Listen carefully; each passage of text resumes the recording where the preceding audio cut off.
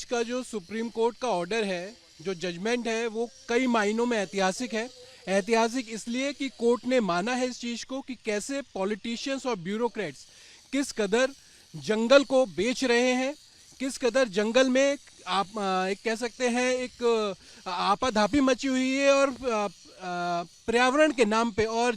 जानवरों के नाम पे वहाँ पे अपनी अपनी जो दुकानें चल रही हैं। कोर्ट ने सीबीआई मॉनिटर्ड इन्वेस्टिगेशन के लिए डायरेक्शन करा है। कोर्ट ने माना है, माननीय उच्चतम न्यायालय ने माना है कि उस टाइम के जो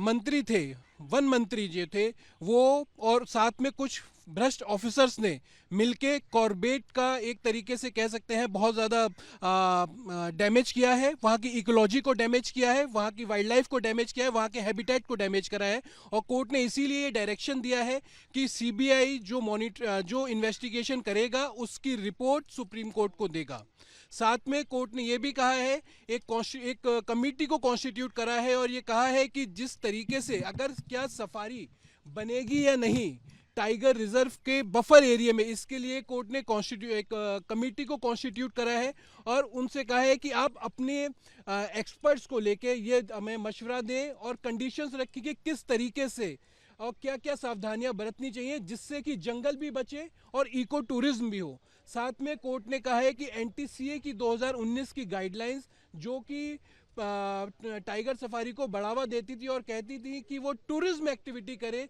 तो उसके लिए कोर्ट ने कहा है कि टूरिज्म एक्टिविटी की जगह इको टूरिज्म की एक्टिविटी करी जाएंगी और ख्याल ये रखा जाएगा कि कैसे किस तरीके से फॉरेस्ट का बचाव हो, किस तरीके से टाइगर का बचाव हो, क्योंकि फॉरेस्ट और टाइगर आपस में एक दूसरे के पर्यायवाची हैं। कोर्ट ने साथ में यह भी डायरेक्शन दिया है कि जो लोग जो सरकारी अफसर या जो लोग इसके लिए जिम्मेदार थे उनके पैसे उनके ऊपर पेनल्टी लगाई जाए और उस पैसे से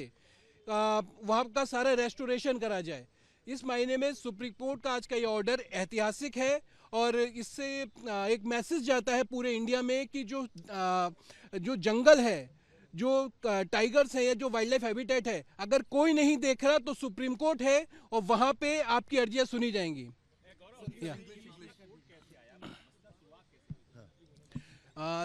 इस केस की शुरुआत मैंने पिटीशन करा था हाई कोर्ट में, उसके बाद एक एनटीसीए की कमेटी बना था। एनटीसीए की कमेटी ने ये डायरेक्शन दिया था कि हाँ, जो हमने एलिगेशंस लगाए थे वो सारे के सारे सही हैं। कॉर्बेट में एक पूरी तरीके से मिसमैनेजमेंट है, वहाँ के ऑफिसर्स रेस्पॉन्सिबल हैं, उसके लिए विजिलेंस इंक्वायरी कहा गया। फिर ये केस हाई कोर्ट में गया, स्यूमोटो उत्तराखंड हाई कोर्ट ने इसको लिया, तब सीबीआई का डायरेक्शन दिया और उसके बाद अब माननीय उच्चतम न्यायालय ने सीबीआई की मॉनिटरिंग के लिए भी कह दिया है और कहा है कि सीबीआई इस चीज़ को देखे कि कौन लोग इसमें दोषी हैं और कैसे क्या सजा देनी चाहिए, इसके प्रावधान के लिए कोर्ट ने डायरेक्शन दिया है।